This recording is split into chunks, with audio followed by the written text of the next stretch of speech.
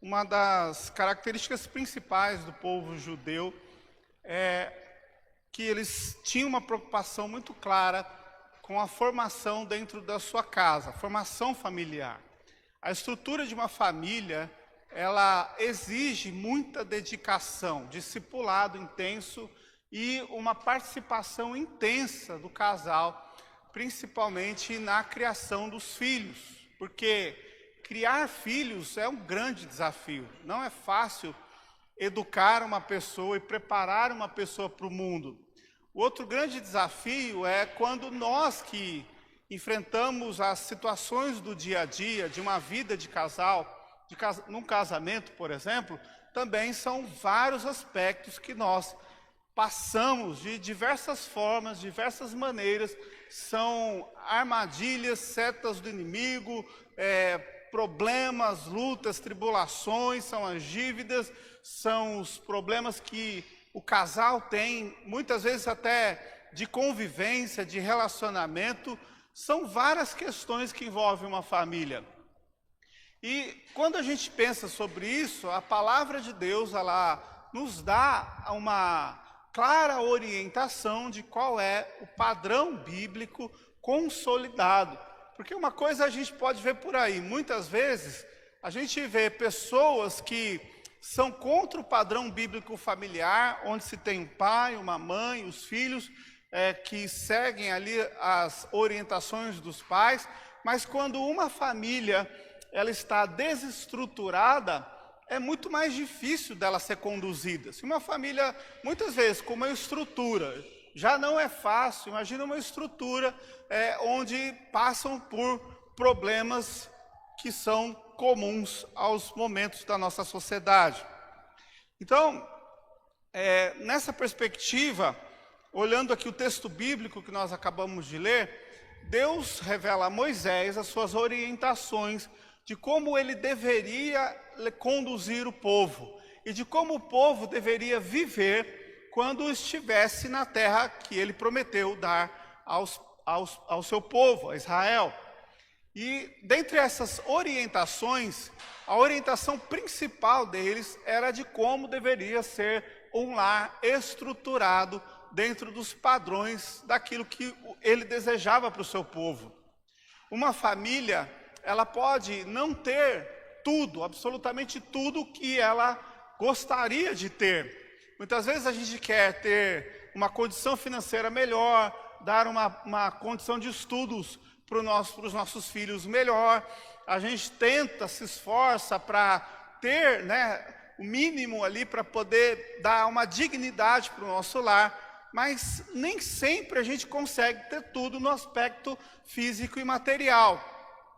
Mas duas áreas que são importantíssimas, que devem ser cuidadas dentro do contexto familiar, o primeiro é o espiritual. Uma família consolidada espiritualmente, uma família que tem uma direção segundo o propósito de Deus, é uma família que dificilmente ela vai ruir, ela sempre vai conseguir, mesmo que dentro das dificuldades, ela vai conseguir atravessar esses obstáculos. O segundo aspecto que deve ser trabalhado dentro do contexto familiar é o aspecto emocional, psicológico. Quando nós trabalhamos o nosso emocional, nós temos a condição de lidar com as situações de uma maneira melhor. Nem sempre a gente vai estar 100% em nenhum dos dois itens, mas é o nosso objetivo, não é? É que eu sempre digo, de médico e louco, todo mundo tem um pouco. Todo mundo tem as suas deficiências, as suas dificuldades. Mas a gente busca dentro do padrão bíblico e daquilo que Deus coloca para nós como orientação, seguir pelo caminho. E então a base do lar, ela está no discipulado. Como eu coloquei no título, Construindo Lares Sólidos, como transformar sua família a partir de uma visão de discipulado bíblico. Pela manhã, eu estive falando na escola dominical sobre a questão de nós evangelizarmos, de falarmos de Jesus às pessoas, de pregarmos o evangelho. Uma coisa que é muito clara para nós como cristãos é, primeiro campo missionário é a nossa casa. Primeiro campo missionário é a nossa casa. Um ponto muito importante na construção de um lar. Para quem não casou, por exemplo, e sonha um dia em casar. Os jovens que estão aí no começo da vida, procurando alguém para construir uma família. Uma coisa muito importante que eu procuro fazer como pai, por exemplo, é orar a Deus por aquele que vai casar com a minha filha. É um caminho que nós traçamos como cristãos. Eu já oro a Deus, porque hoje em dia não está fácil, irmãos. Hoje em dia a coisa não está brincadeira, não. Eu estava conversando com uma pessoa dia desses, e a gente estava falando sobre criação de filhos, e os filhos namorarem. E aí uma das coisas que a pessoa me falou foi assim: pastor, a primeira coisa que eu oro em relação ao futuro namorado da minha filha é que pelo menos ele seja homem. Porque hoje está difícil encontrar homens de verdade. Tem muitos jovens, rapazes, emasculados, mais afeminados do que muita mulher por aí. E a gente vai vendo o padrão do mundo, a orientação baseada na visão feminista transforma homens em homens emasculados, afeminados, filhinhos de mamãe, que não têm autoridade, que não aprenderam o que é a autoridade de um homem dentro de casa. São esses os conceitos. E por conseguinte também há muitas mulheres que elas, por causa das condições que se encontram nesse mundo, são criadas de forma a acreditar que uma mulher ser uma companheira de um homem é se colocar numa posição inferior. Quando a Bíblia fala sobre submissão, ela não fala sobre subserviência, mas ela fala de complementarismo, de ajudar, de um completar o outro, o homem e a mulher se autocompletarem como um casal, como família, como pessoas que buscam o Senhor. Então a base de uma família, ela começa primeiramente pelo coração dos pais. A estrutura de um lar. E aí eu digo para você, eu, por exemplo, fui criado pela minha mãe, eu não tive um pai presente. Então as referências que eu tinha no início da minha vida eram da minha mãe, eu não fui criado num lar cristão.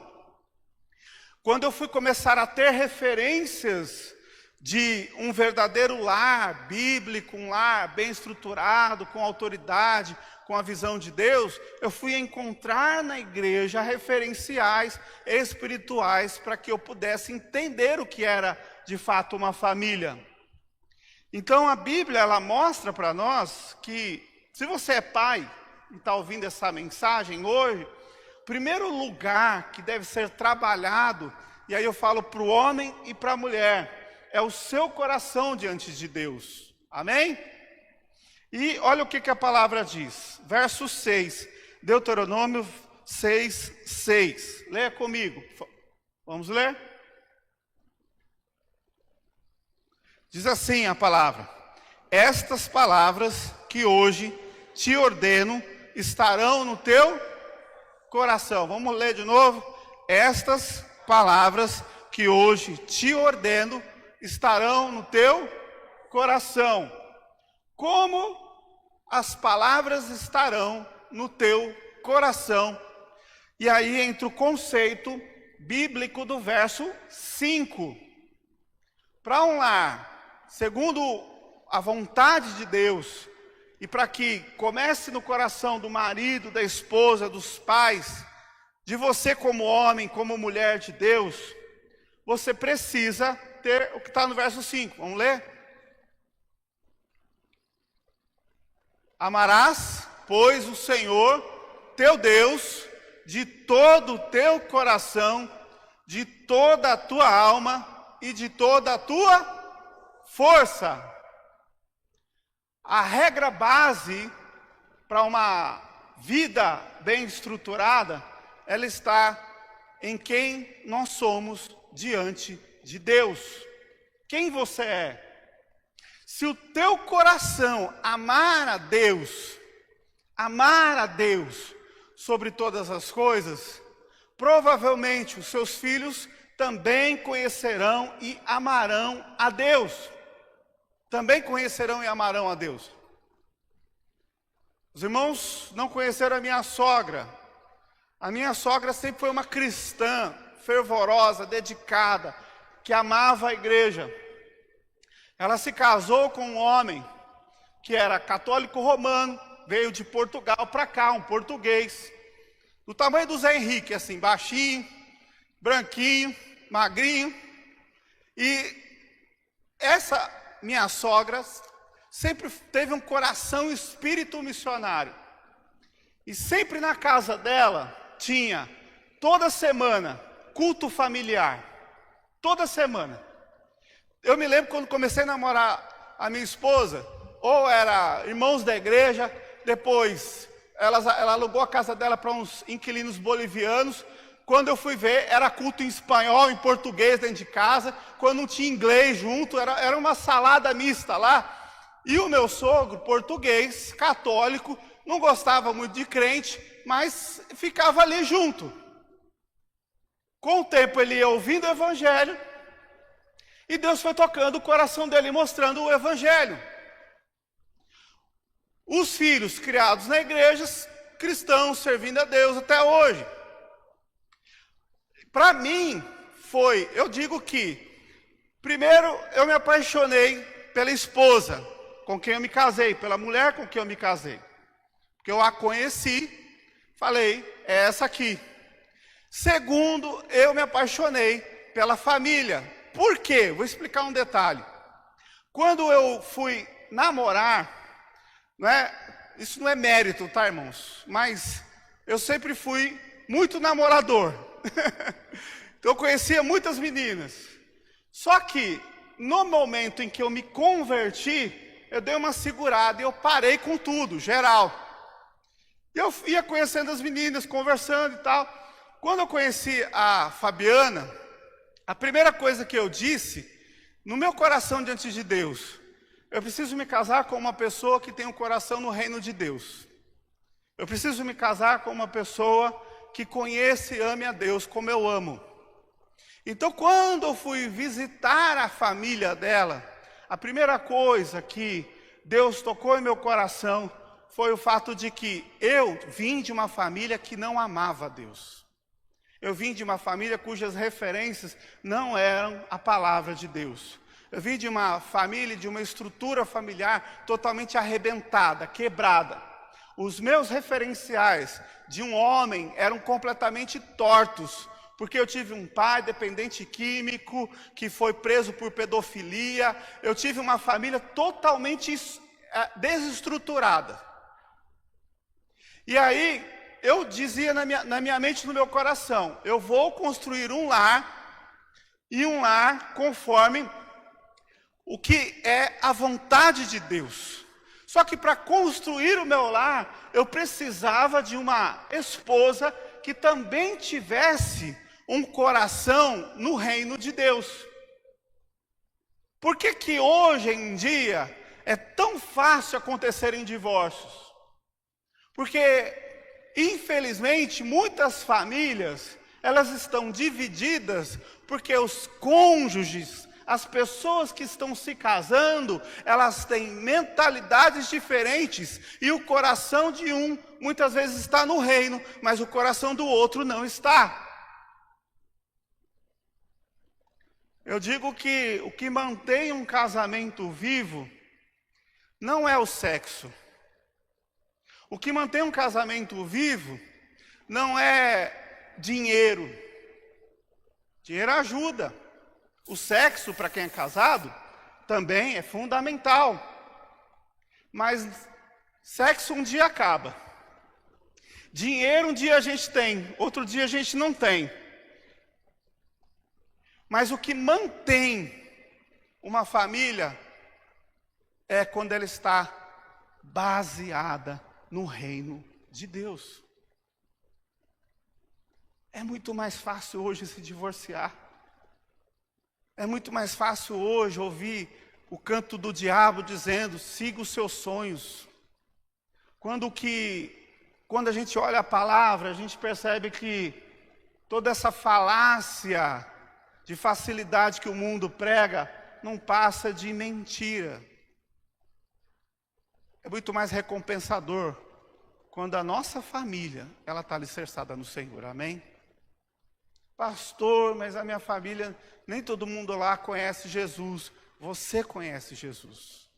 Então as palavras do Senhor, ela tem que estar no teu coração. No teu coração. Princípio, regra. Se você não ora no namoro, no noivado, você nunca vai orar com o seu cônjuge no casamento. Uma família bem fundamentada, ela começa com os joelhos dobrados. Quantas vezes eu não dobrei os joelhos com a minha então namorada para pedir a direção de Deus nas coisas que a gente ia fazer? Quantas vezes eu não orei, eu não pedi a Deus a direção? Então, os princípios, quando eles são bem fundamentados, não importa, irmãos, tempestade, problema, luta, adversidade, a gente sempre vai passar. Sempre. A vida não é um conto de fadas. Mas quando nós estamos com o Senhor, sabemos que nele a gente tem forças para seguir adiante. Então o exemplo dos pais é fundamental. A palavra tem que estar no coração. Porque se não for no coração, não estiver na alma, não adianta de nada, apenas religiosidade.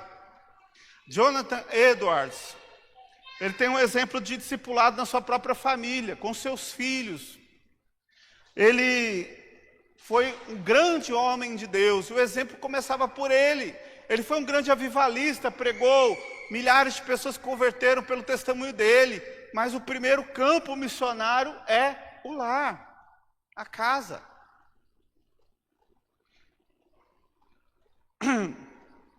Nós precisamos cultivar uma vida de intimidade com Deus. Salmo 119, verso 11, fala que guardei no coração a tua palavra para não pecar contra ti. Quando a palavra está no nosso coração, nós não pecamos contra Deus. E Deus preserva a nossa vida, Deus preserva a nossa casa, Deus preserva a nossa família. Antigamente era mais comum, o povo deixava a televisão ligada o dia inteiro e ia absorvendo aquilo tudo que estava na televisão dentro da sua casa. Hoje é internet. O que os seus filhos estão vendo na internet? O que você está consumindo na internet?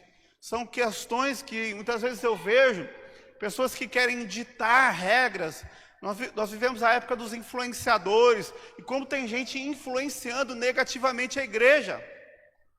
Negativamente famílias, pais, filhos. Muito cuidado com o discurso diabólico que tem circulado por aí. Então, é importante, reserve um tempo diário para buscar o Senhor individualmente. Compre um devocional bom, para você ler junto com o seu marido, com a sua esposa, com a noiva, com o namorado, não importa, leia um devocional diário juntos. Isso é maravilhoso. O povo fala, café com Deus Pai, autoajuda. Nem que seja o tal do café com Deus Pai, mas alguma coisa faz, irmão, vai ler a Bíblia, orar juntos, isso é fundamental. Fundamental. Algo que fale de Deus, algo que te incite a orar, a buscar a presença do Senhor. O discipulado acontece no contexto do lar. E como que acontece esse discipulado? Verso 7. Vamos ler o verso 7? Diz assim: tu as inculcarás a teus filhos, e delas falarás assentado em tua casa, e andando pelo caminho, e ao deitar-te e ao levantar-te. As características aqui, quando ele fala inculcarás, O inculcar é uma repetição a ponto de você saber de cor. Qual que é o versículo bíblico que você sabe de cor lá na sua casa? Tem algum versículo que seu filho vai saber falar de cabeça? São coisas que às vezes parecem bobas, né? Pequenas, mas se dentro da sua casa não houver conhecimento da palavra, o problema é outros conhecimentos entrarem no lugar da palavra. E isso é o que arrebenta muita casa, muita família. A maior referência que a gente deve dar para os nossos filhos, para os nossos familiares, ela deve vir da palavra de Deus. Palavra de Deus. Então a importância tem que ser do ensino intencional. Como é que a gente discipula a família? É a cada refeição, conversa, atividade, oportunidade, em tudo aquilo que a gente tem chance, a gente fala de Deus para os nossos filhos. Você só pode dar aquilo que você tem. Se a gente dá o amor a Deus para a nossa família, nós estamos dando tudo aquilo que eles precisam. Antes de ser qualquer coisa, a nossa família precisa saber o que é conhecer o Deus vivo e verdadeiro. Provérbios 22:6 diz: ensina a criança no caminho em que deve andar, até quando envelhecer, não se desviará dele. O que isso significa? Outro dia eu vi uma jovem falando na internet, num vídeo, que ela disse o seguinte, que ela era cristã, porque foi a religião que ela aprendeu dos pais. Que ela não teve chance de conhecer outra religião. Que o que os pais fizeram a ela foi um absurdo de não deixar ela conhecer outras religiões. Olha qual é a cabeça dos jovens hoje. O pai não pode ensinar o seu filho sobre Deus, porque ele acha que ele está sendo reprimido e que não está sendo dada a oportunidade dele conhecer outras coisas. Irmãos, isso é conversa diabólica que a gente vê pela internet de jovens que influenciam jovens. E tem muita gente por aí dentro de igreja que fala, eu não consigo crer do mesmo jeito que meus pais creem, porque eu não conheço outras visões, então por isso que eu não creio. Olha como é que o mundo está. Uma coisa muito importante, quem é pai, o dever nosso é ensinar os nossos filhos a temerem a Deus. Quando nós não ensinamos os filhos a temerem a Deus, eles vão temer o quê? E aí, ponto importante, a Bíblia diz que se ensinar no caminho que deve andar, quando crescer vai acontecer o quê? Não se desviará dele. Ok, digamos que ele se desvie em algum momento, mas a semente está ali. Ele nunca vai poder dizer que ele não conheceu. E quando a semente está ali, a gente tem que continuar crendo que um dia ela vai ser germinada. Porque os filhos são reflexo, principalmente das orações dos seus pais. Amém? Crie uma cultura de discipulado no lar. Leia a Bíblia em família, discuta sobre a Bíblia em família, encoraje, faça perguntas, discussões, diálogos espirituais. É difícil? É muito difícil. Tem perguntas que às vezes a gente fica, não é? E agora, o que eu falo? Não é? Manda um WhatsApp para o pastor, não é? Pastor, olha, ele me perguntou isso aqui, o que eu falo? Fala isso. É para isso que a gente está aqui, para ajudar. Ou vocês acham que eu também não tenho pergunta, que tem hora que eu dou uma travada e falo assim, peraí, deixa eu orar primeiro para depois responder. É um desafio criar a família na presença de Deus. Estabeleça um altar. E quando eu falo um altar, é um momento com Deus em família. Quantos de nós não perdemos isso? Quantos de nós, por causa das rotinas, nos esquecemos de transformar a nossa casa num altar. Discipulado, ele tem que impactar as gerações. Isso só acontece quando nós damos o exemplo. Um exemplo bem importante, Susana Wesley. Quem que é Susana Wesley? Ela é mãe nada mais, nada menos do que John Wesley e Charles Wesley, que foram dos grandes avivalistas da história. O que essa mãe fazia? Toda semana ela separava um período de 1 hora para sentar com seus filhos, para discipulá-los. Discipulá-los. Deus a abençoou de forma exponencial. Seus filhos foram instrumentos de um grande avivamento na história, na Inglaterra.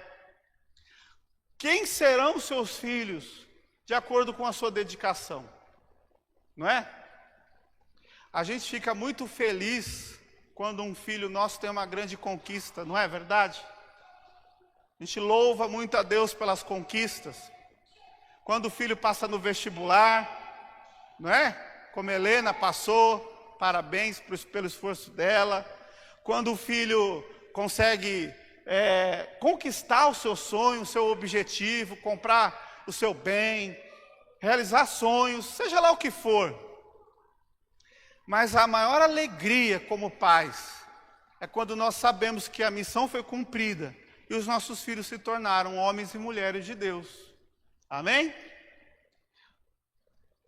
O desejo que você tem como pessoa que está aqui todo domingo ouvindo uma mensagem, um sermão do pastor Michael, como alguém que ali na sua casa tem os seus momentos devocionais, o desejo do seu coração, ele está alinhado com o propósito de Deus? É realmente a prioridade amar a Deus sobre todas as coisas? Amar a Deus com todo o coração, com toda a alma, com todo entendimento, com toda a força? Irmãos, parece brincadeira muitas vezes, mas eu me lembro que eu com 13 anos de idade, mesmo com toda a rebeldia que eu tinha, e eu sentado ali no banco da igreja, eu sempre prestava atenção na mensagem que o pastor estava falando. Muita gente achava que eu não estava nem ligando, mas eu estava ali sempre pegando alguma coisa daquilo que o pastor falou. E o que era mais engraçado é que muitas vezes os crentes da igreja não sabiam nem o que o pastor deles pregou. E eu que nem era crente eu sabia. E eu jogava na cara deles. Então a mensagem, ela tem que ser pregada e ela não volta vazia, irmãos. Quando a gente fala do amor de Deus, das coisas de Deus, Deus semeia em corações que um dia hão de germinar, de frutificar para a sua glória.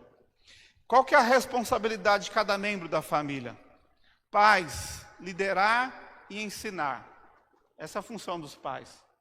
A liderança, elas conquistam não somente pela força, mas pelo exemplo.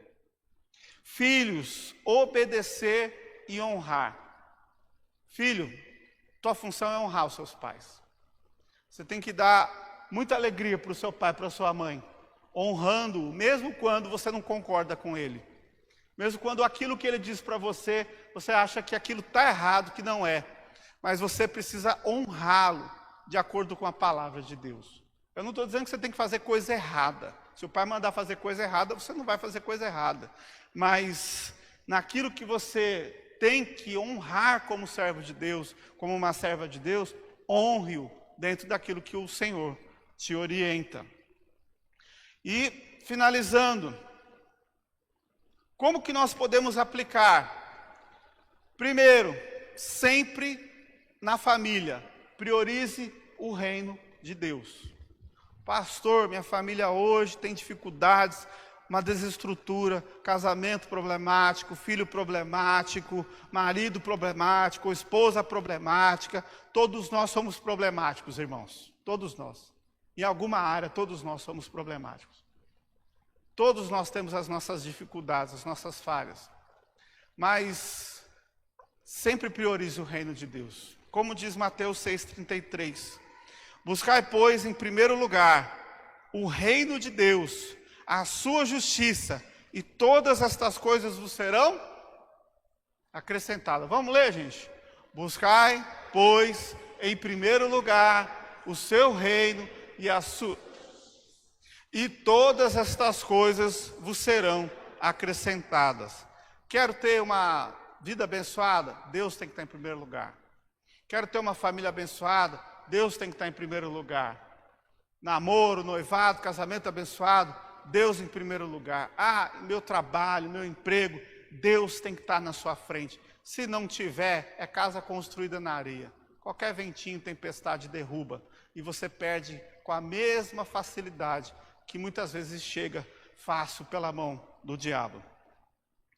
Crie memórias espirituais. É um outro conselho que eu dou. O que são memórias espirituais? Nossos filhos precisam se lembrar de coisas que nós fazemos para Deus. Memórias espirituais muitas vezes são o momento que você serve na igreja, a forma com que você conduz os pequenos detalhes na sua casa. Os nossos filhos, a nossa família, ela vai se lembrar de coisas de Deus, quando essas memórias ficam cravadas no coração, dentro do nosso lar. E seja a luz no serviço da obra de Deus. Irmãos, nossos filhos, nossa família só vai ser uma família missionária se a gente tiver um coração missionário. Isso é a parte fundamental de uma família numa vida genuinamente cristã. Amém?